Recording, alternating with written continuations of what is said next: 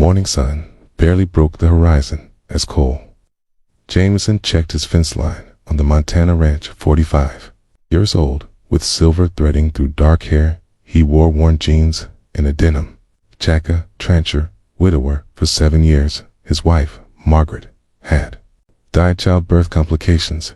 The baby to lost them both. Buried himself in work 18-hour days, 7 days a week.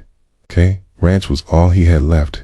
He was riding the north boundary when he saw a woman and 2 children standing at his gate early morning. Middle of nowhere. The woman looked exhausted, maybe 35, thin too. Then she wore a dress that had seen better days. The children beside her girl, about 10, boy, about 7 also, 2. Then Cole rode over. "Can I help you?" The woman flinched, like she expected anger. "I'm sorry to bother you.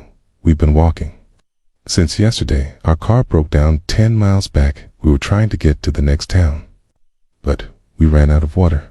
I saw your gate. Thought maybe she couldn't finish." Cold, dismounted. Saw the children up close, exhausted, sunburned, the boy swaying. "When did you last eat?" The woman's eyes filled with tears. "We haven't eaten in 5 days." Cole felt something break inside. "Come with me." He led them to the ranch house. A large well kept empty, except for Bim in the kitchen. He made sandwiches. The children watched with desperate eyes. "Go ahead."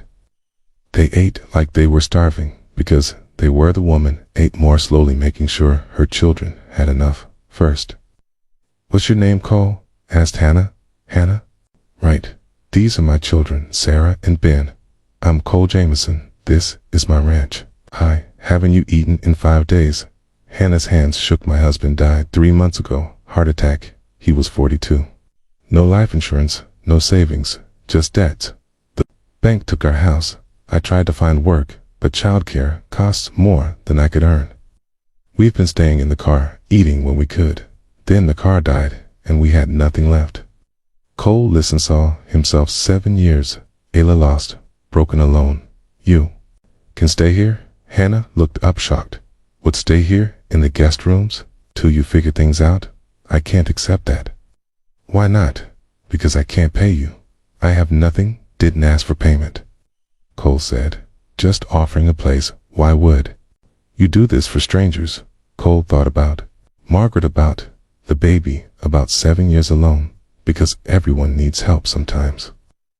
Over the next weeks, Hannah and the children settled, and she cooked, cleaned, did the garden, refused to be a burden. Children came alive, color returned to their faces, laughter. Ben helped Cole with the horses. Sarah read books from the ranch library. One evening, Cole found Hannah crying on the back porch. "What's wrong?" "Nothing.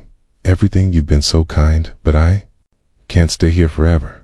I need to find work, find a place, but every job I look at pays minimum wage, not enough for childcare and an apartment. I'm trapped." Cole sat beside her. "What did you do before?" "Before kids, I was a veterinary technician. Loved it, but I couldn't work after Ben was born. My husband wanted me home, so I stopped. The clinic in town needs help." Cole said, "Full-time, good pay." "I called them yesterday." Hannah stared. "Why would you do that?" "'Cause you need work, but the childcare Sarah's old enough for school. Ben too. They can take the bus from here, and after school, they can come back here. I'll be around. You're offering to watch my children." "I'm offering them a home," Cole said. "All of you for as long as you need. 6 months." After that morning, at the gate, Hannah thrived working at the clinic. The children excelled in school. The ranch felt alive again. Cole found himself smiling for the first time in years. One evening, after the kids were in bed, Cole asked Hannah to sit. "I need to tell you something, okay? These last 6 months have been the best since my wife died. This house was so empty, so quiet now. It's full of life, of laughter, of family." He took her hands. "I'm falling in love with you." Hannah's eyes filled with tears. "I'm falling for you too. But Cole, I'm terrified." "Why?" "Because you've done so much." Hannah said, "Saved us, given us everything. What if I'm just grateful, not in love?" "How do I know the difference?" "Are you grateful?" "Yes." "Do you feel safe here?" "Yes." "Do you smile when I walk in?" "Yes." That's not just gratitude. Cole said, that's something more. I want to believe that, then believe it. 1 year after that morning at the gate, Cole proposed not with a ring, with something else. They stood at the gate where he'd first found him. Hannah, he said, 1 year ago, you stood here with Sarah and Ben. You'd been walking for hours, hadn't eaten in 5 days.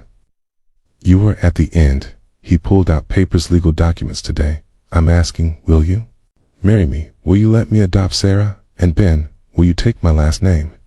All of you, make this official, make this permanent. Hannah started crying. Yes, okay, but I need you to know, I'm not saying yes because you saved us. I'm saying yes because I love you, because you made this house a home, because you taught my children to trust again, because you gave me my life back at their wedding. Sarah and Ben stood with them. Sarah gave a speech now, 11. 1 year ago, Sarah said, we were walking in the desert. We hadn't eaten in 5 days. Mom was trying to get us to the next town, but we were so tired. The girl's voice steady. We saw a ranch gate. Mom knocked. Mr. Cole came. He didn't ask questions, just fed us, let us stay. Now, he's our dad. And this is home. Hannah stood. 1 year ago, I whispered. She said, we haven't eaten in 5 days, to a stranger at a gate.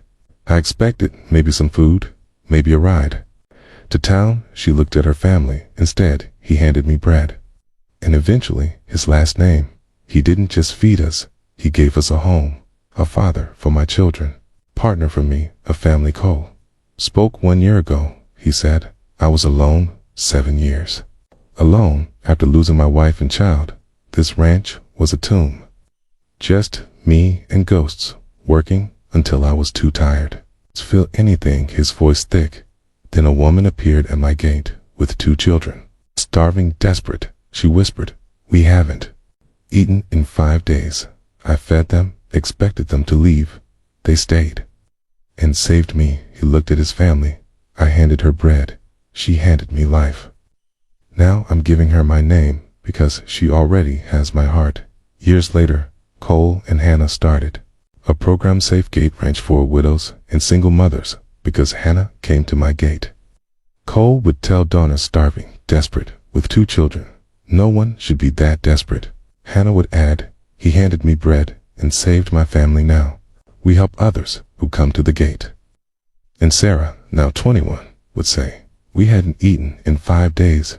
Cole fed us, then adopted us, gave us his name. That's what family does.